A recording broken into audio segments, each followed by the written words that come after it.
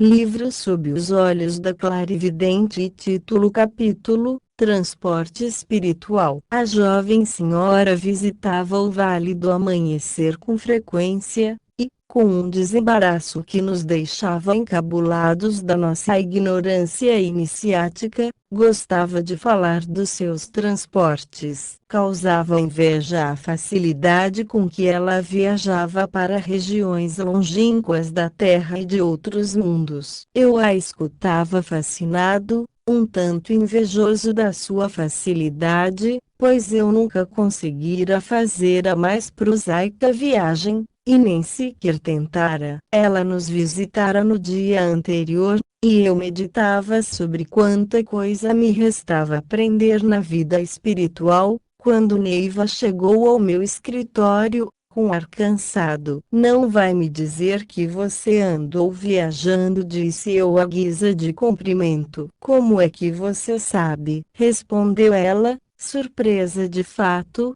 Esta noite, tive um transporte pesado. Meu Deus, como sofri! Mas, perguntei, você se transportou? Viajou no outro mundo? No espaço? Não sei o que você chama de outro mundo, disse ela. Para mim tudo é uma coisa só, é logo ali. E esticou o lábio inferior, imitando o clássico gesto caipira. Em seguida, voltou ao ar de tristeza e cansaço. Fiquei calado, à espera do que me fosse contar. Você se lembra, começou ela, daquele cearense que me procurou ontem? Um sujeito de uns 40 anos, amorenado. Vasculhei minha memória, mas não consegui me lembrar do homem. Ansioso por ouvir o que tinha para me contar, respondi que me lembrava. Queria saber mais sobre as viagens. O nome dele é Alcino,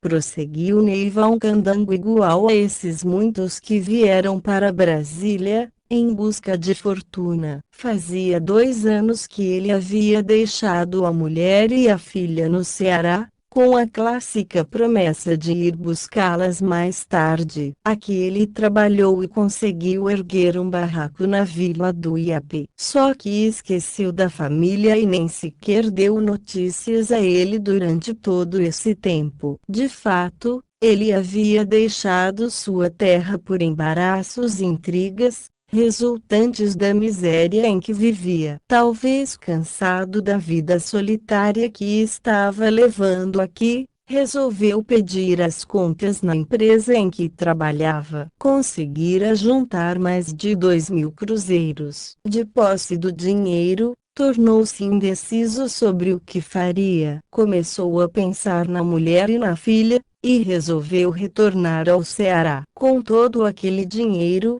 pensava, poderia dar uma demonstração do seu valor àqueles que o desprezaram e, quem sabe, ser bem recebido pelos que abandonara. Porém, o impulso não era suficientemente forte, e resolveu consultar-me. Quando se sentou à minha frente, senti um calafrio. Olhei nos seus olhos e vi a morte neles. A morte? Perguntei. Que é isso? Sim, disse ela, a morte. De pronto, mãe Etelvina apareceu e começou a me falar de Alcino. Enquanto isso, ele ia desfiando sua história. Pelo que ela dizia e pelo que ele falava, o quadro ia ficando absolutamente nítido. Na trajetória kármica daquele pobre candango, havia uma promessa de morte, um assassinato. Seu destino provável era o de assassinar alguém, talvez a mulher, talvez o homem com quem ela vivia atualmente, mas perderia a vida nesse episódio doloroso, pois o seu tempo,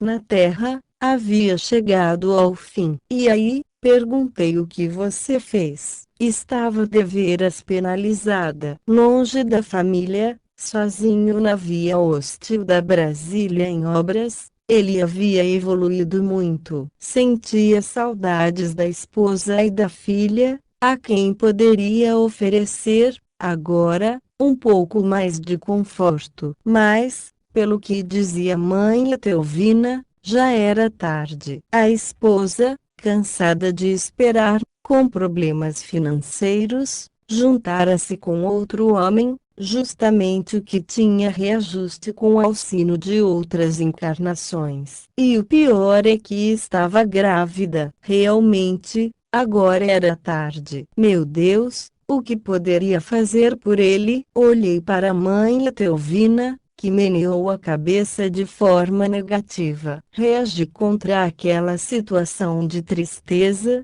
e disse a ele: meu filho, vou ajudá-lo a resolver o que você fará com esse dinheiro. Vá para sua casa, e confie em mim. Quando é que você pretende partir? Amanhã, respondeu ele. Neiva continuou a narrativa. Dei-lhe, então, uma florzinha de plástico, daquelas que tenho em minha mesa. Você sabe, não é, Mário, essas flores preparadas, que chamamos de príncipe, e ele se foi. Nessa noite, mal tinha me deitado, senti as vibrações de Alcino. Dormi um sono agitado, em que me debatia com o problema dele. Por volta das 3 horas da madrugada, senti um puxão violento, seguido do alívio imediato ao me libertar do corpo. De pronto, percebi que as vibrações de Alcino me arrastavam para perto dele. Fora do corpo eu sou totalmente consciente,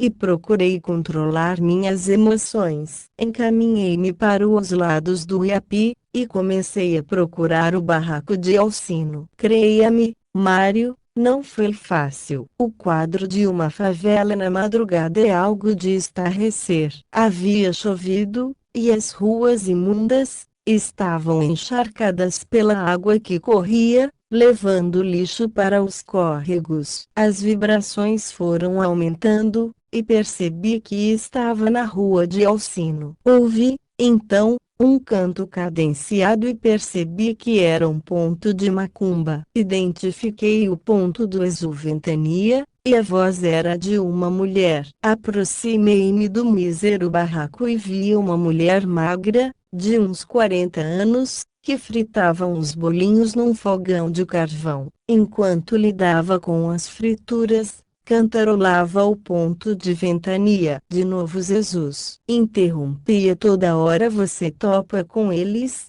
Neiva? Sim, meus mestres se preocupam muito com eles. Há sempre um plano em andamento, na espiritualidade, visando ajudá-los. Não esqueça, Mário, de que são espíritos filhos de Deus, como nós. Veja o caso de Ventania, por exemplo. Sua falange é poderosa e enorme, e ele procura se evoluir através da assistência que proporciona às pessoas de sua afinidade. Tem uma força tremenda, e usa inúmeros aparelhos em seus trabalhos. Aparelhos? Perguntei, sem entender. Sim, aparelhos, equipamentos. Respondeu: são máquinas complicadas, fabricadas com magnético animal, que custam caríssimo. Explica melhor. Implorei: para que servem esses aparelhos e por que precisam deles? É simples, Mário. Já lhe disse que os Exus são espíritos cultos, inteligentes, mas sua inteligência e sua cultura são apenas materiais, do plano mental concreto,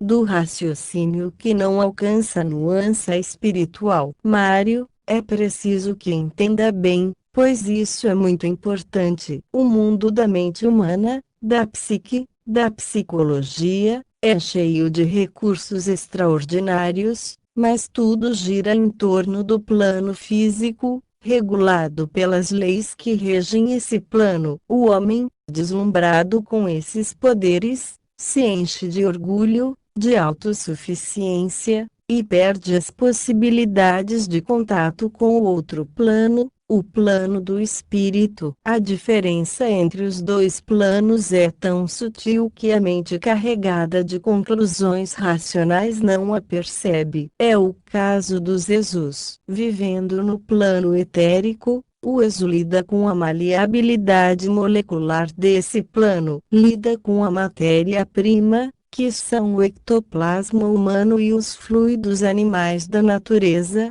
e com ela faz a base da sua vivência e da sua riqueza. É como o homem encarnado no plano físico, que baseia sua vida na matéria-prima da natureza, como o petróleo, os minerais, a terra, etc. Quem controla a matéria é senhor da riqueza, é mais forte ou menos forte socialmente, dependendo da sua capacidade de obter e controlar essas riquezas. Um homem que tenha mais dinheiro, tem mais equipamentos, não é verdade. Assim são os Jesus. No etérico, existem escolas, indústrias e comércio, da mesma forma que na Terra. Não é bem igual à Terra, onde o plano é mais natural, mais harmônico, e os seres estão em um plano evolutivo definido. Como poderei lhe explicar? É como a vida na Terra deformada, desfocalizada, cheia de contrastes violentos. Na Terra, o ódio e o amor se equilibram. No mundo dos Jesus, predomina o ódio. E para que servem esses aparelhos? Tornei a perguntar. Servem para muita coisa. O exu-ventania, por exemplo, tem um aparelho que o torna invisível no seu mundo, e se orgulha muito dele, como qualquer cidadão se orgulha do seu carro último tipo. Mas, tornei a insistir se eles são espíritos, como você quando está fora do corpo, não precisariam de aparelhos para se locomover. Para citar um exemplo, você foi à Vila do Iapi pelo simples pensamento. Você pensou, e já estava lá. Os espíritos pensam e, pronto, já se acham onde quiserem, até mesmo em outros mundos,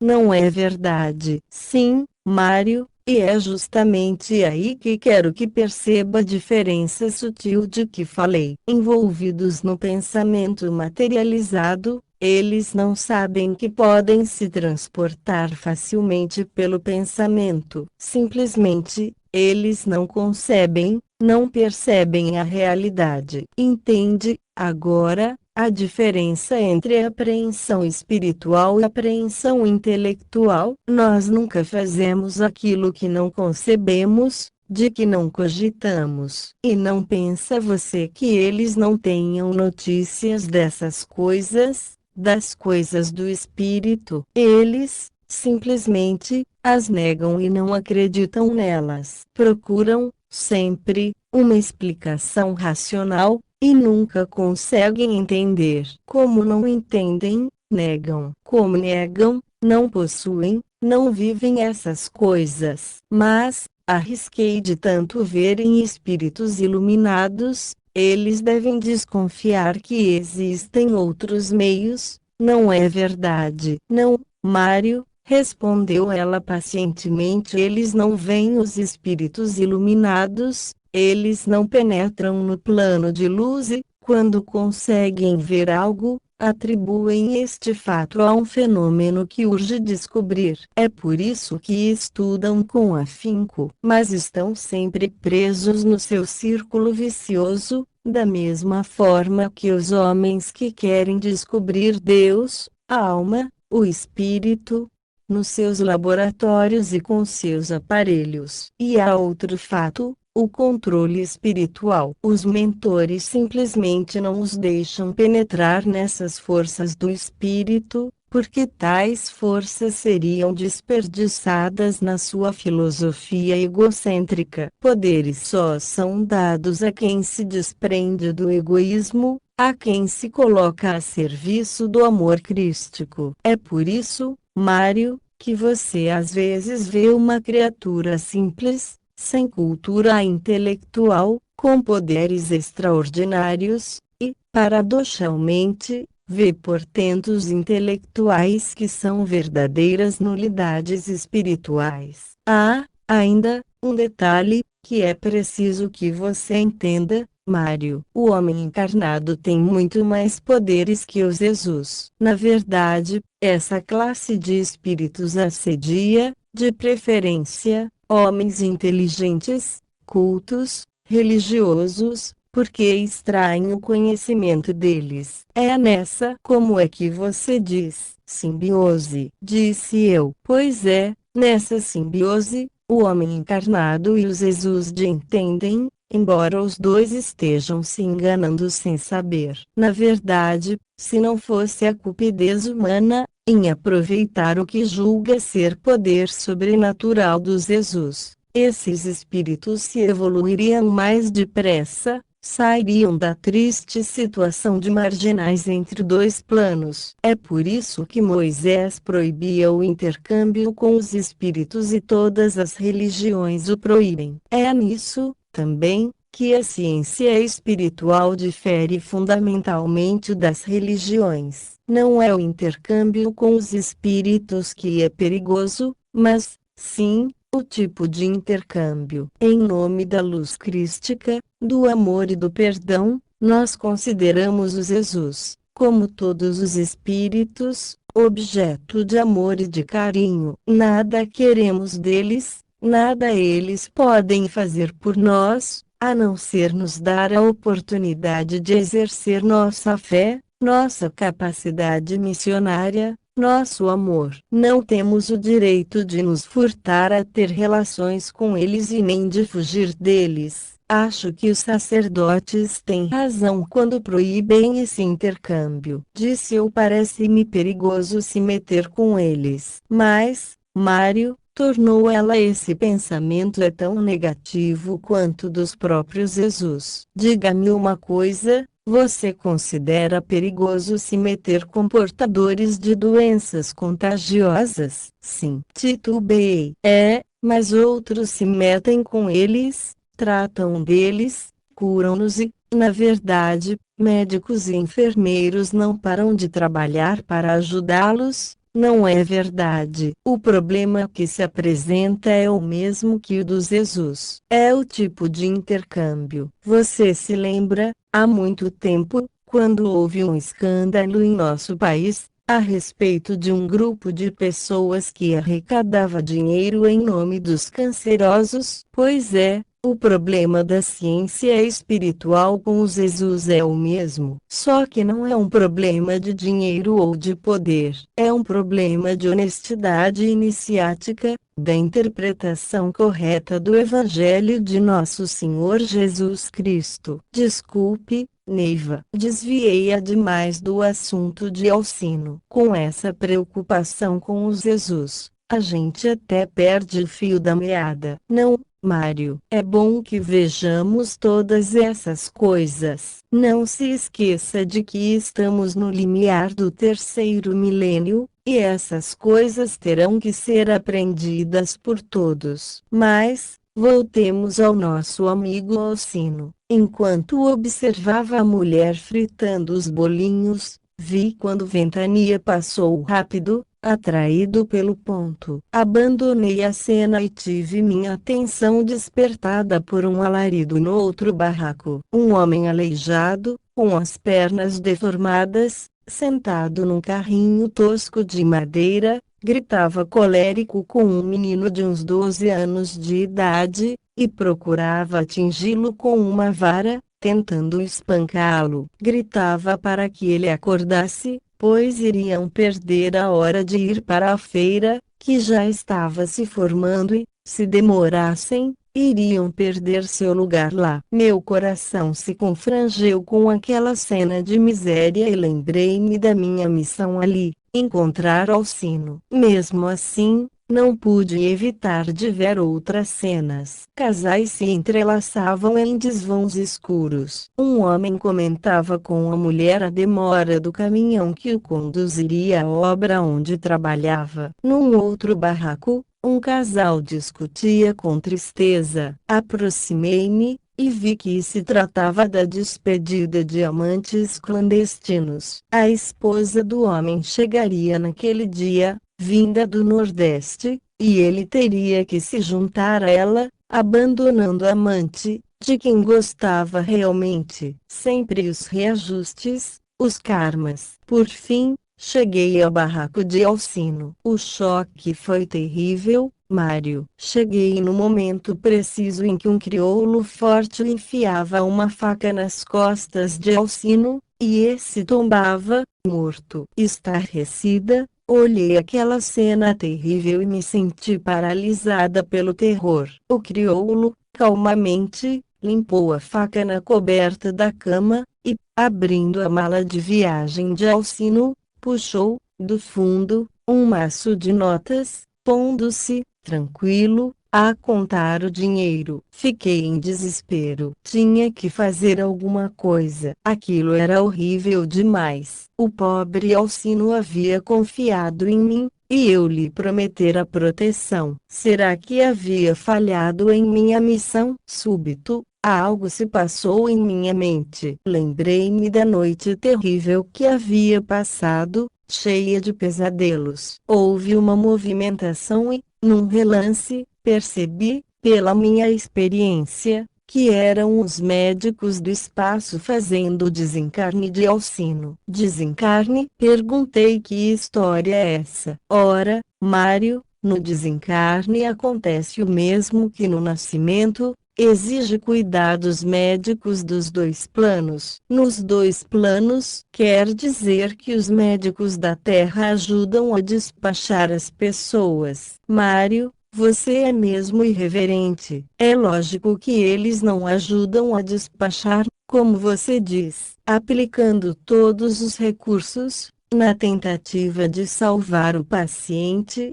Eles curam muita coisa antes que o paciente morra. Muita dor e sofrimento são, assim, poupados. O paciente que morre bem assistido chega ao outro lado com muito menos trauma e muito menos defeitos no seu perispírito. Na verdade, embora os médicos da Terra não saibam disso, eles trabalham sempre em equipe com os médicos espirituais, cada um atuando no seu plano. Ambas as equipes, uma sabendo e a outra sem saber, obedecem aos ditames da lei kármica, e o paciente desencarna no momento previsto. Todo desencarne é feito antes da morte física. Quando chega a hora, os mentores e guias tomam as providências necessárias e o parto para o outro lado tem início. Geralmente, dura de 3 a 4 horas. Mas, não existem dois desencarnes iguais. Cada caso exige atenção especial. Há muita coisa que gostaria de lhe explicar a esse respeito, mas fica para outra ocasião. Só uma coisa, disse eu, e no caso da morte violenta, de desastre, é a mesma coisa. Muitas vezes a pessoa está dirigindo calmamente seu carro e seu desencarne já está sendo feito. Logo adiante, o carro capota e ela morre, às vezes inexplicavelmente. Isso mostra, inclusive, porque certas pessoas saem vivas de desastres terríveis e outras morrem de uma simples batida. Neiva fez uma pausa rápida, e continuou: voltemos ao Alcino. Eu continuava ali, perplexa, sem saber o que fazer. Sabia, agora, que fora traída pelo subconsciente dele, pressentindo sua morte, e não tendo para onde apelar. Lembrara-se de mim. Com o príncipe que lhe dera, eu o colocara sob a proteção da magia, e ele teve, assim, muito maior assistência do que teria se não fosse esse fato. Mas calma, fiquei observando a cena, e vi que o crioulo havia deixado cair uma carteira com sua fotografia. Nesse momento, a mulher dos bolinhos parou na porta do barraco e gritou qualquer coisa. O crioulo abriu parcialmente a porta, escondendo a cena do crime com o próprio corpo, e comprou uns bolinhos dela. Pagou com 2 notas de alto valor, e a mulher deixou escapar uma exclamação de surpresa. Pegou o dinheiro e disse: puxa vida! Hoje é meu dia de sorte. É só eu invocar o seu exu-ventania e ele me dá sorte. E olhando para o crioulo, falou: puxa, Que cara, o que aconteceu com você? Nada, respondeu o crioulo. Essas notas são pro seu Exu. Compre umas velas e as ofereça para minha proteção. Preciso de muita sorte. Hoje, o crioulo fechou a porta atrás de si e sumiu na madrugada. Já eram umas 6 horas da manhã, e eu estava ali, sem saber o que fazer, quando percebi a presença de mãe Tildes. Minha mãe! Exclamei, que coisa horrível! Não sei o que estou fazendo aqui. Sei que falhei com esse pobre homem que confiou em mim. E eu nada fiz para evitar a sua morte. Não, minha filha, disse ela, não é assim. Na verdade, sua presença aqui foi para ajudar no desencarne de Alcino e impedir que aquele crioulo continue a cometer seus crimes. Esse é o terceiro homem que ele mata para roubar e, se não for impedido, irá matar outros. Sua missão é a de entregá-lo à justiça. Eu como, e o pobre do Alcino. O que aconteceu com o espírito dele, você não pode ver, minha filha, mas o espírito dele está ali, a 1 metro acima do cadáver. Nesse momento, ele está recebendo todo o acervo da encarnação que terminou. Ficará assim, próximo ao corpo, até se encharcar de todo. Quando a última partícula for absorvida, os mentores dele levarão seu espírito para a Pedra Branca, e o corpo entrará em decomposição. Seu ectoplasma está sendo usado, neste instante, para os outros atos deste triste drama. Naquele momento, o garoto do mendigo veio bater a porta, mas percebendo-a entreaberta, empurrou-a, como quem já está familiarizado, e deu um grito, recuando. Formou-se uma algazarra na porta do barraco do mendigo, quando o menino contou o que encontrara, com muita gesticulação e gritos. O garoto saiu correndo e, pouco depois, retornou, acompanhado de uns policiais, que entraram no barraco de Alcino e iniciaram seus exames de rotina, como quem já está acostumado com essas cenas. Enquanto os policiais trabalhavam, mãe Tildes me explicou: veja, minha filha, o que são os reajustes e os laços kármicos. Esse cadáver só seria descoberto quando estivesse putrefato. Nessa altura, o crioulo já teria matado outros e teria fugido. Esse garoto estava habituado a receber uma esmola de Alcino todos os sábados, e é por isso que veio aqui. E esse garoto, mãe Tildes, que destino triste o dele, por ter que servir a um mendigo tão irascível. Esse garoto, minha filha, é um espírito evoluído, que só veio para passar por essas provas e servir de elemento de ligação na justiça ao crioulo, que esta madrugada, tramou a morte de sua amante e em seguida o assassinato de Alcino. Logo esse menino irá desencarnar e vai se juntar a Zenóbio, seu pai, que é um missionário de Maiante. Enquanto mãe Tildes conversava comigo, os policiais acharam a carteira do crioulo junto ao corpo de Alcino. Vejam, disse um deles, este é aquele cara que passou por nós, há pouco, e parou, à espera do caminhão da construtora, comendo bolinhos. Vamos localizar a empresa e o bicho está no papo. Ainda traumatizada e um pouco cansada daquilo tudo, lembrei-me de perguntar à mãe Tilde sobre a esposa de Alcino, se ela não estaria incluída naquele reajuste, se ela não teria, também, um pouco de culpa. Não, minha filha, ela não tem qualquer culpa. Durante muito tempo, foi evitado um mal maior, pois Alcino iria se endividar ainda mais. Se ele voltasse para o Ceará, iria se defrontar com o velho inimigo, e ambos se matariam. Graças à sua interferência e à fé que Alcino depositou na sua doutrina, o karma se cumpriu em melhores condições. O dia já clareava, e eu voltei para minha casa, para o meu corpo. No caminho, passei por cima da obra onde o crioulo trabalhava, e vi um carro de radiopatrulha parado e os policiais conduzindo-o, preso. Fiz uma prece silenciosa em benefício daquele espírito atribulado, e voltei ao meu sono normal. Em breve o próximo capítulo. Realização Canal Solar Ordinário por Robert Fernandes. Projeto Omeiucan.